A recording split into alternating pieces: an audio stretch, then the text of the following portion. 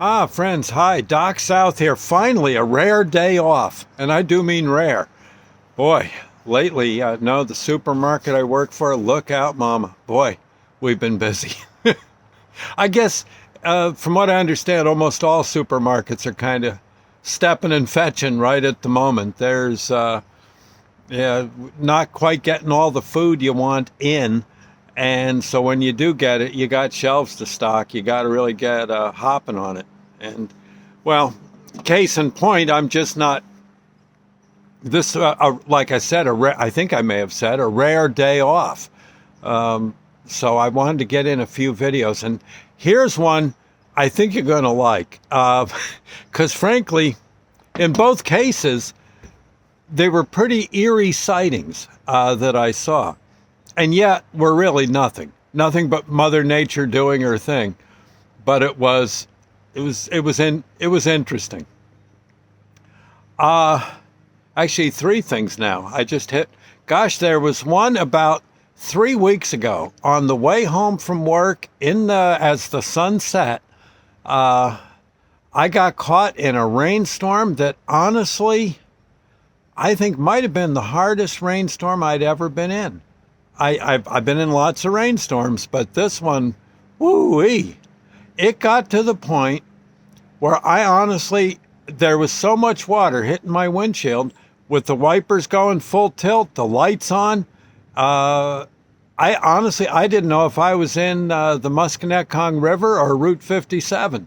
There was there was water everywhere, and I felt, like I think it was almost like you had a window on a submarine and you were submerging.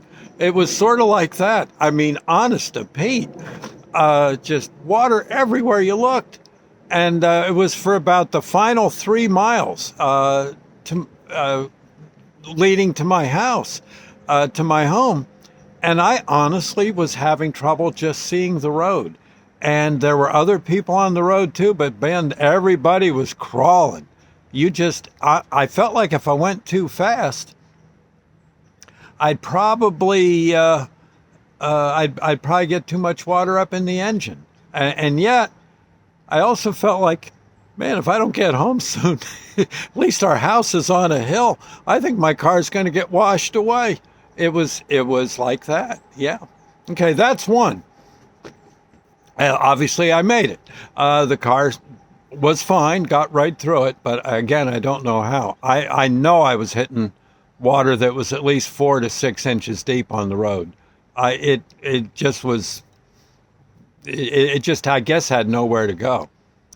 But okay. Now, the other day, let's see, this would have been about 3 days ago. It was a clear day, a clear evening. Evening was developing. It was not quite sunset. It was getting close. It was one of those days where the darkness just seemed to come early. Yeah, best way I can say. And I'm riding along. Let's see, on Route 46 near the Belvedere. There's like a turnoff for the town of Belvedere. And I'm coming around the bend, and all of a sudden I look off to I guess it would have been the south. Well, I guess it had to be, I guess it had to be the southwest. I must have been heading towards the southwest. And I look, and there's this bright orange disc in the sky. Yeah, a bright orange disc, and it was kind of egg-shaped. It was, it was either, it could have been either the moon or it could have either been the moon or the sun. It's sort of hard to say. I think I was looking to the south. Let me look here. If I think a minute here, I would have been looking sort of to the southeast. So I'm guessing it had to be the moon. But it would, because the sun would have been off darn near the sun would have been setting by by that time, or very close to it. But this orangish disk that was egg-shaped, I believe was the moon, shining through what must have been a layer of moisture, but clear moisture, not necessarily condensed moisture like a cloud. Yeah. And it was brilliant orange. I mean, orange like a traffic light. Yeah, that kind of, maybe with a little more red in it. Almost kind of a yellow orange, egg-shaped. And it hung in the sky, and it was way larger than the moon normally is. And I'm looking at that, and I said, whoa, what is that thing?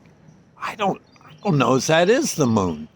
And I'm thinking, oh my gosh, it's it's the end of the world. There's some kind of spaceship coming or something. It honestly, I'm telling you, it did not look like the moon or the sun. It looked almost like a craft, and it was just kind of hovering off to the southeast of Belvedere. Probably, actually, it would have been sort of on a line if you kept going towards Flemington, New Jersey. Yeah. And it was just, it did seem to be moving. But again, it's sort of hard to tell because I'm driving my car at the same time. It's sort of hard to, but it was so doggone obvious and stuck out like a sore thumb.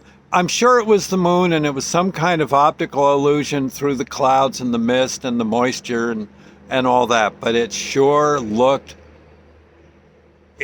I don't think in my long life now I have ever seen the moon look like that.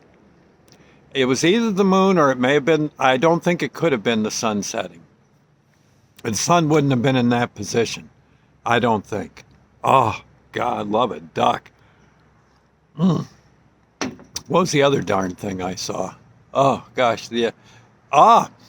Last night, I get out of work. I'm heading home. If it wasn't last night, it was the night before. I'm driving down Route 94, heading west towards the Delaware River. I'm along a nice bit of straightaway. There's a few spots where the Route 94 is just straight. And it's a beautiful road. I love driving on it. But I look up in the sky, and this would have been over, I'd say, Bangor, Penargil, Pennsylvania, in that neck of the woods. Bangor or Penargil, or is it Argyle? No, I think it's Penargil. And there is this humongous mushroom cloud. Yeah. It looked, honest to Pete, it looked just like a doggone A-bomb. I know it was a cloud. No one has gone and, destroyed Bangor, Pennsylvania. But it looked like a doggone A-bomb. And the thing is, you know how in the movies you see of an A-bomb and how the column of debris and smoke and heat is rising up and it forms this big mushroom? This big mushroom was happening. And you could see it. You could see it moving, climbing the various individual clouds in that column, just kind of puffing up as they went. And then the mushroom clouds spreading out. Obviously, it was a hot spot that developed over Bangor, Penargil, and just rose and took in all the moisture. It was a very moist day. And so moisture condensed, it turned into a cloud. But it looked like an A-bomb. And I'm telling you, maybe I should find a different way to go home. That might be a thought. Oh my God, it was so weird to see it. I don't know. I'm just saying. Aliens from space, Armageddon-like floods, and mushroom clouds. I tell you, all on my commute home. Maybe I'm working too hard. I don't know, but it was, oh my heavens. Anyway, I'll see you later, friends. I just thought I'd say, but ay. The only other thing I can think of is when I was a kid. My brother and I we were walking, I think it was Halloween, and we were coming home from trick-or-treating, dragging our pillowcases full of candy. And the full moon was up, and we actually could see two bony arms with hands, but bony fingers and stuff.